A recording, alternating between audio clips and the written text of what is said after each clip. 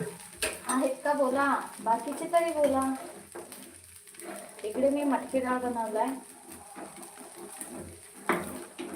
यात मी फक्त टोमॅटो, कांदा आणि तिखट मीठ एवढंच घातलंय आणि मटकी डाळ घातले. साधी सोपी आणि टेस्टी खायला. आणि हे ना भगरीचं पीठ राहिलं होतं, नवरात्रमध्ये भगरीचं पीठ आणतो ना आपण, ते राहिलं होतं. त्याचं मी काय केलं, सकाळी सकाळी भिजवले.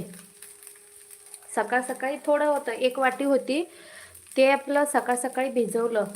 भिजवून त्यामध्ये आत्ताशी घेतलं ना समोर, त्यामध्ये घातले थोडंसं हिरवी चटणी, कांदा आणि मीठ, थोडंसं ओवा, एवढं घालून व्यवस्थित मिक्स केला. मिक्स करून डोशा पॅनवर असे डोसे घालून घेते. हे आपण दसऱ्यामध्ये पण करू शकतो, फक्त कांदा घालायचा नाही. दसऱ्यामध्ये पण टेस्टीच लागतो. अशा पद्धतीनं डोसा केलं तर छान लागते. भाकरी बनवतात बघा नवरा.